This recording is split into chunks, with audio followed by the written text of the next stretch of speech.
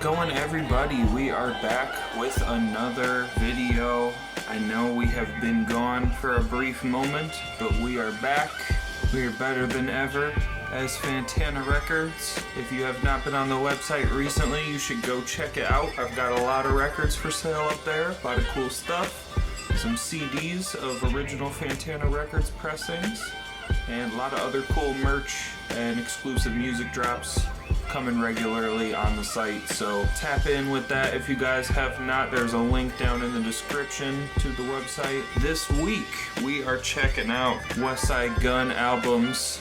This is technically two separate albums, but one release. Hitler Wears Hermes, Side A and Side B. This is technically number 8 and number 9 in the series of Hitler Wears Hermes. If you guys have paid attention to his way that he has dropped them, he did 10 following this one, which was supposedly the ending of the chapter of Hitler Wears Hermes. He did approximately one a year for 10 years, and he capped that with 10, alluding that side B of Hitler Wears Hermes 8 was number 9. And so here we have side A and side B.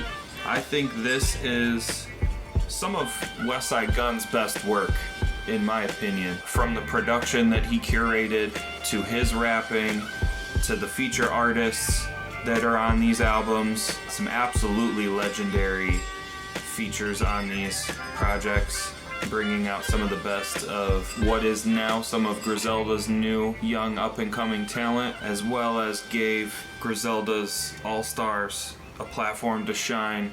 Very great projects. As you can see, I'm just gonna address the elephant in the room. I was able to meet Westside Gunn. He did an Art Basel pop-up in 2022. He also did one in 2021 where I was there, but I did not have any records with me for him to sign in 21. But in 22, he did the Art Basel pop-up, and I got my Hitler Wears Hermes Side A signed. Very cool to meet Westside Gunn. He's a very down-to-earth dude. His pop-ups have been very cool the past 2 years. I'm hoping to go to it this year. He hasn't announced that he's doing it, but I'm assuming he's gonna do And Then You Pray For Me pop-up this year, which would be crazy. But I would love to go there and get my side B signed. So side A is an absolute fantastic project. So the back, I know it's kind of hard to read the track listing here. It's got some small print, but this is an absolutely fantastic example of a great side A and side B curation, in terms of it's the cleaner play from start to finish.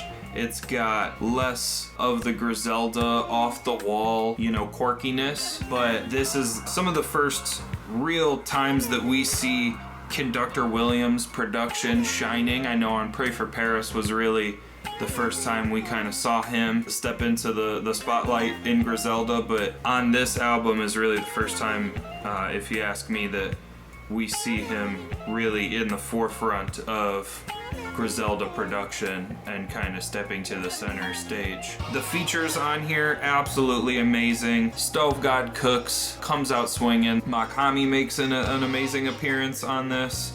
Rome Streets does absolutely phenomenal.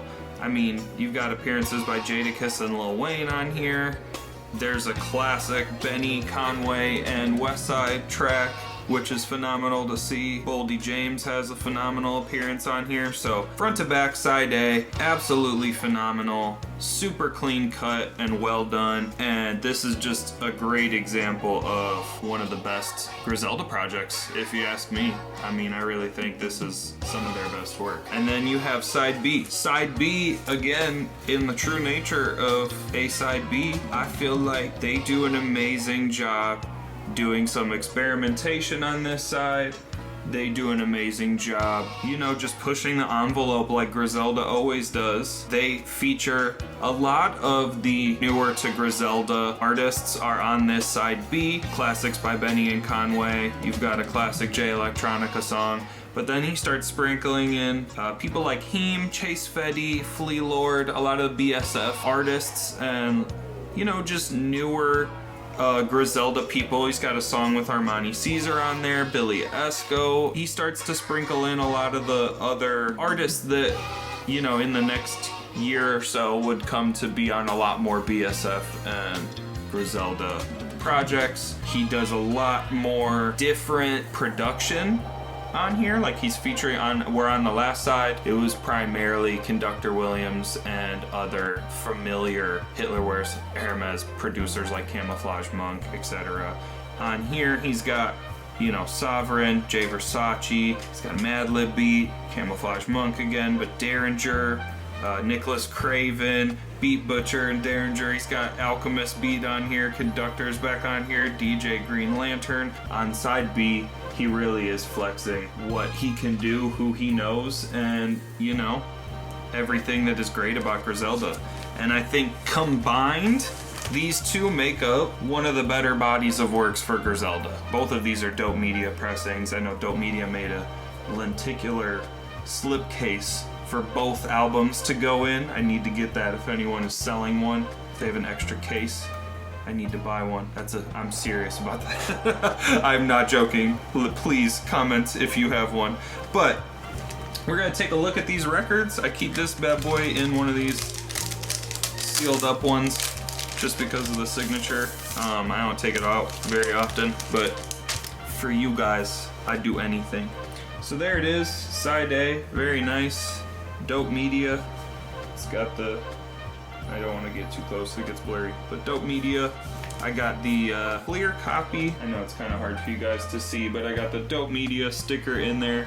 Number 283 out of 400. Probably can't read it, but it's real. It's even got the Daupe slipcase here. And then, boom, clear vinyl. Very nice. I'm a big fan of clear vinyl. I know it's kind of simple. Always love a good clear vinyl. Not much to the side A, single disc. I have a very nice copy. It has a couple little corner dings on there. I don't know if you can notice that, but other than the corner dings, very nice copy of this. Like I said, I don't take it out very often. And I'm gonna put it right back in the bag. And then we've got the side B. This one is actually a gatefold jacket, which is very cool. I know it's impossible to get all of this in here, but very cool detailed look at some of the Westside Gunn jewelry and just another angle of the artwork that they did for the main cover. So a little bit closer look at some of the details. Again, I know I'm sure it's hard to read, but number 74 out of 500 on the Daupe sticker there. Also got these cool Daupe slip cases, and I have the, I think it's the beer colored is what they call it, vinyl. Basically the same as the frosted one that I got, but a different beer tan color. Very cool. So as most Daupe Media releases and Westside Gunn releases go, these are really great resale items. They're not the most expensive or most sought after of the Westside Gunn records. They started doing a little bit wider pressings by this point. They are still super rare, super sought after. The side A having the signature definitely makes that one a lot more valuable than the average one. Super great pieces to the collection. If you haven't listened to the albums, I highly recommend you go listen to them. If you haven't listened to his new album, And Then You Pray For Me, I would definitely go recommend that. We got some copies of the CDs coming in very soon, which I'm gonna list. So if you're looking for a CD at a reasonable price, we'll have those soon, because the vinyl are not gonna be reasonable prices, unfortunately. But the CDs will, I promise. I will give you a good deal on one of those. I got a couple of them to sell, so thanks for watching, and we'll see you next week.